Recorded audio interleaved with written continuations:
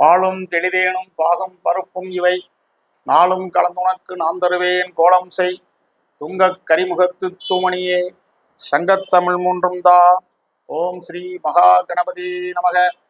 அன்புக்குரிய ஜோதிட நெஞ்சங்களே, உலகத் தமிழ் மக்கள் அனைவருக்கும் ஸ்ரீ மகா கணபதி ஜோதிடாலயத்தின் ஜோதிடர் உங்கள் சிவஸ்ரீ முத்துராம்ஜி அவருடைய அன்பும் பணியும் சார்ந்த வணக்கத்தை முதலில் தெரிவித்துக் கொள்கிறேன். இன்றைய தினம் காலச்சக்கரத்தில் 6வது ராசியாகிய துளாராசியும் துளாராசியில் இருக்கக்கூடிய 3 நட்சத்திரங்கள் விசாக நட்சத்திரம், சுவாதி நட்சத்திரம், சித்திரை நட்சத்திரம், இந்த 3 நட்சத்திரத்தில் சந்திரன் எந்த நட்சத்திரத்தில் நின்றால் என்ன பலன் அப்படிங்கிற அடிப்படையில் தான் அந்த காணொலியை போடுறோம். ஒவ்வொரு கிரகத்துக்கும் ஒவ்வொரு ராசியிலையும் ஒவ்வொரு நட்சத்திரம் இருக்கு. அப்போ சந்திரன் 9 கிரகங்கள்ல மனகாரகன். இந்த மனகாரகன் சந்திரன் எந்த நட்சத்திரத்தில் எந்த ராசியில் இருந்தா, ஒவ்வொருத்தருக்கும் ஒவ்வொரு ராசி ஒரு நட்சத்திரம் இருக்குல்ல. அப்ப துலா ராசியில 3 நட்சத்திரம் இருக்கு, 4 பாதங்கள் இருக்கு. சித்திரை நட்சத்திரம், சுவாதி நட்சத்திரம், விசாக நட்சத்திரம். விசாகம் குருடைய நட்சத்திரம், சித்திரை செவ்வாய் நட்சத்திரம், சுவாதி ராகுடைய நட்சத்திரம். இந்த 3 நட்சத்திரத்துல சந்திரன் என்றால் துலா ராசியில என்ன செய்யுங்கிறது இந்த காணொலி. அப்ப மனகாரகன் சந்திரனுக்கு சூரியனும் செவ்வாயும், மனகாரனாகிய சந்திரனுக்கும் சூரியனும் 2 பேருமே ராகு கேதுக்கு ஜென்ம பகைவர்கள் சோதிட சாஸ்திரத்தின் அடிப்படையில. அந்த அடிப்படையில சுவாதி ராகுடைய நட்சத்திரத்துல சந்திரன் என்றார்னா மனசுல குழப்பங்களை ஏற்படுத்தும், மன அமைதியை கெடுக்கும், ஒரு டிப்ரெஷனான ஒரு நிலைமையை அடிக்கடி கொடுத்துக்கிட்டே இருக்கும். சுவாதி நட்சத்திரத்தில் சந்திரன் என்றார். அதே சுவாதி நட்சத்திரத்தில் இருக்கிற சந்திரனை 5, 7, 9 பார்வையில துலா ராசியில போயிட்டு 9வது பார்வையோ 7வது பார்வையோ 5வது பார்வையோ உங்களுடைய சொந்த ஜாதகத்துல குரு பார்த்து விட்டால் அங்கே அந்த டிஸ்டர்பன்ஸ் நடக்காது. இதுதான் வித்தியாசம். சுவாதி நட்சத்திரத்துல சந்திரன் நிற்கிறதுக்கு குரு பார்த்துட்டாங்க. குரு பொதுவாகவே ஜோதிட சாஸ்திரத்துல நல்லவர். சில லக்கணத்துக்கு பகைவர் அவர், சில லக்கணத்துக்கு பாதகாதிபதி, சில லக்கணத்துக்கு மாரகாதிபதி. மரணத்தை கொடுப்பவர், பாதகத்தை கொடுப்பவர், பிரச்சனையை கொடுப்பவர். ஒவ்வொரு லக்கணத்துக்கு சில லக்கணங்களுக்கு குரு பகை. அப்ப அந்த குரு சாஸ்திர அடிப்படையில பார்த்தா நல்லவர்ல. அப்ப பகையா இருக்கிறங்கிற கணக்கு இங்க கேட்கக்கூடாது. குரு பாக்குறாரா, அவர் எங்க இருக்காரு, எந்த ராசியை பாக்குறாரு, எங்க சந்திரன் இருக்காரு, எந்த நட்சத்திரத்துல இருக்காங்க மெயின். இப்ப இதைத்தான் நீங்க புரிஞ்சுக்கிறோம். இப்ப ஜோதிட சாஸ்திரத்தை படிச்சுட்டு நாங்க பேசணும் அப்படின்னா பேசுறத நீங்க காணொலி மூலமா கேட்கறீங்களா, உங்க சொந்த ஜாதகத்தோட நீங்க அதை அனுசரிச்சு பார்க்க மாட்டீங்களா, யோசிக்க மாட்டீங்களா? அதுக்கு தானே பேசுறது. நேரம் வரும்போது நாங்க ஜாதகம் பார்த்து சொல்லிடுவோம். இப்ப நான் காணொலியில பேசுறதை கேட்கும்போது நீங்க உங்க சொந்த ஜாதகத்தை நீங்க ரெக்கார்டை பார்த்துக்கிட்டே நீங்க பார்க்கலாம்.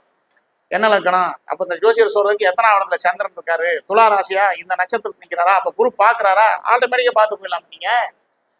அப்ப அதைத்தான் நம்ம சொல்றோம். எல்லா ஜோசியரும் அதைத்தான் சொல்றான், பொதுவான பலனை தான் சொல்றோம் நம்ம. ஆனா உங்க சொந்த ஜாதகங்கிறது தனி.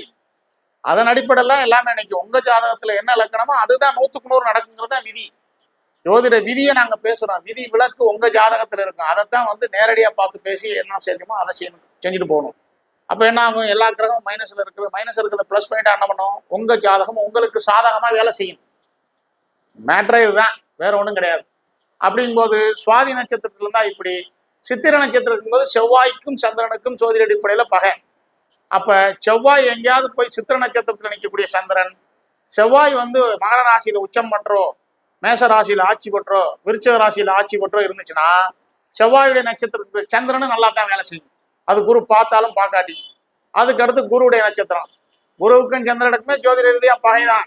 ஆனா குருச்சந்திர யோகம்னு ஒண்ணு இருக்குன்னு ஜோசியராகி நாங்களே பேசுறோமா இல்லையா?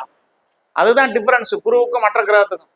குருவும் சந்திரனும் பகையா இருந்தாலும் சந்திரன் குருவுடைய விசாக நட்சத்திரத்துல இருந்தா குரு பார்த்தால் அங்கே குரு பார்த்தால் கோடி நன்மைங்கிற மாதிரி அங்கே எல்லாமே நல்லதாவே நடக்க ஆரம்பிச்சிடும். அப்ப இந்த 3 நட்சத்திரத்துல சந்திரன் எந்த நட்சத்திரத்துல என்னங்கிறது இப்ப நீ உங்களுக்கு புரிஞ்சிருக்கும். உங்களுக்கு சுவாதியா இருந்தாலும் சரி, சித்திரையா இருந்தாலும் சரி, விசாகமா இருந்தாலும் எதுவா இருந்தாலும் இப்ப நம்ம சொல்லும் போது உங்களுக்கு புரிஞ்சிருக்கும். ஆக மொத்தம் உங்களுக்கு ராசியில எந்த நட்சத்திரம் அது. 2வது உங்க லக்கணம். இதுதான் லக்கணத்துல இருந்து எந்த இடத்துல குரு இருக்காரு, குருடைய பார்வை எங்க விழுகிறது மட்டும் தான் மெயின். இதை பார்த்தாலே ஜோதிடம் ஈஸியா புரிஞ்சிடும். அப்ப நான் முதல்ல காலச்சக்கரத்தின் அடிப்படையில ஒவ்வொரு ராசி, அந்த ராசிக்குரிய கிரகங்கிறத மட்டும் தான் பேசினேன். இப்ப ஒவ்வொரு ராசியிலையும் நிற்கக்கூடிய நட்சத்திரத்துல சந்திரன் எங்க நிற்கிறாருன்னு பேசிட்டு இருக்கேன். அப்ப அடுத்து நீ சந்திரனை பத்தி சூரியனை பத்தி இப்படி தனித்தனியா ஒரு ட்ராக்கா போடுறது புரியணுங்கிறதுக்காக தான் போடுறோம். ஏதோ ஒரு சப்ஜெக்டை பத்தி பேசிட்டு காணொலியில போட்டுட்டு வியூவர்ஸ் நிறைய வர்றாங்க மாதிரி பேசுற மட்டும் கிடையாது. மக்களுக்கு சென்றடையணும், நீங்க உள்வாங்கணும், அதை புரிஞ்சுக்கணும். அப்ப அந்த அடிப்படையில் தானே ஜோதிடத்தை படிச்சுட்டு நாங்க பேசிக்கிட்டு இருக்கோம். இல்லாட்டா ஜோதிடம் பார்த்துட்டு நாங்களே பேசாம இருக்காங்க, ஏன் காணொலியில போட்டு பேசணும்?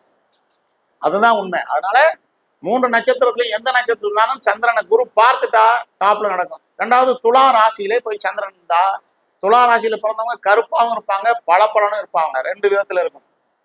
ஒரு சில பேர் கருப்பா இருப்பாங்க, ஆனா துலா ராசின்னு சொல்லுவாங்க. நட்சத்திரம் பார்த்தா சித்திர நட்சத்திரம் சொல்லுவாங்க, சுவாதி நட்சத்திரம் சொல்லுவாங்க. ஆனா விசாக நட்சத்திரம் சொல்றவங்க பார்த்தா விசாக நட்சத்திரம் குருடைய நட்சத்திரம். குருவுக்கு உள்ள முக்கியமான உலகம் வந்து தங்கம். தங்கம் ஜொலிக்குதா இல்லையா? அப்ப விசாக நட்சத்திரத்துல பிறந்தவங்க துலா ராசியா இருந்தா நல்ல கலர்ஃபுல்லா இருப்பாங்க, முகலட்சணம் இருக்கும், துலா ராசிக்குள்ள அந்த அழகு இருக்கும். அழகுக்கு காரகன் துலா ராசிக்கு ஒரு சுக்கிரன். இந்த மாதிரி கேமரால வச்சு படம் முடிக்கிறது, சினிமாவில் ஷூட்டிங் எடுக்கிறது, பெரிய லெவல்ல பண்றது, ஒளி அமைப்பாளராக இருக்கிறது, கேமராவை கையாளுறவங்க பூரா யார் பார்த்தீங்கன்னா சுக்கிரன் ஆதிக்கம் வலுவா இருக்கணும். சுக்கிரனும் புதனும் இருந்தா சினிமாவில் போய் நடிக்கலாம், பெரிய லெவல்ல வரலாம். மிகப்பெரிய நடிகர்களுக்கு பூரா புதனும் சுக்கிரனும் பெரிய லெவல்ல இருந்தா தான் அங்க ஸ்கிரீன்ல வர முடியும். சின்ன திரையில இருந்து பெரிய திரைக்கு வர்றாங்கன்னா புதன் நல்லா இருந்தா தான் அங்க போக முடியும். வித்தைக்கு அதிபதி, அது எந்த வித்தையா இருந்தாலும் சரி, ஜோதிட கலையா இருந்தாலும் சரி, கேமரா கையாளுற கலையா இருந்தாலும் சரி, வரைகலையா இருந்தாலும் சரி, திரையில நடிக்கிறதாலும் சரி, டப்பிங் பேசுறதா இருந்தாலும் சரி, எல்லாத்துக்கும் சுக்கிரனும் புதனும் ரொம்ப முக்கியம். அப்ப துலா ராசியில 3 நட்சத்திரத்துல சந்திரன் சரியான இடத்துல இருந்து குரு பார்த்துட்டா இது எல்லாமே நடக்கணும் தானே உண்மை. துலா ராசியில இருந்து அவருடைய சொந்த ராசியில இருக்கிற துலா ராசியில சந்திரன் எந்த நட்சத்திரத்துல இருந்தாலும் சுக்கிரன் நல்ல இடத்துல ஆட்சி உச்சம் பண்றீங்கன்னா 2க்கு 4 வீடு கட்டுவாங்க, 1க்கு 4 கார் நிற்கும், பணபலம்லாம் இருக்கு, கட்டடங்கள்ல வர வருமானத்தை வந்து மாசம் மாசம் வாங்கி செலவு பண்ணக்கூடிய சூழ்நிலை எல்லாம் கொடுக்குறோம் சுக்கிரன். அப்ப சுக்கிரன் சுபக்கிரகம் தானே. அப்ப துலா ராசியில பிறந்தவங்களுக்கு எந்த ராசியில பிறந்தாங்கிறது மட்டும் இல்ல, எந்த நட்சத்திரம் மட்டும் இல்ல, அந்த ராசிநாதனும் சரியா இருந்தா உங்களுக்கு சாதகம் தான் எல்லாமே. இதைத்தான் பேசுறோம், இதுதான் வந்து நம்ம ஜாதகத்தை அடிப்படையில பேசிட்டு இருக்கோம். அதனால துலா ராசியில 3 நட்சத்திரத்துல இருந்து குருவுடைய பார்வை இருந்தால் 100க்கு 100 வேலை செய்யும்.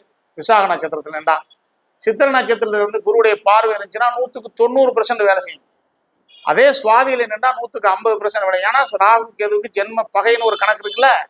அப்ப சுவாதி நட்சத்திரம் யாருடையது? ராகுடைய நட்சத்திரம். அப்ப ராகுடைய நட்சத்திரத்துல மனகாரகன் சந்திரன் என்றா கொஞ்சம் குழப்பத்தை ஏற்படுத்ததான் பண்ணும். இதுதான் மேட்ரு. அப்ப இப்ப சந்திரன் எந்தெந்த ராசியில நிக்குது, என்ன பலன்கிறத நான் தொடர்ந்து சொல்லிட்டு இருக்கேன். இன்னைக்கு துலா ராசிக்கு சொல்றோம், அடுத்து நீ விருச்சிக ராசிக்கு வந்துடும்.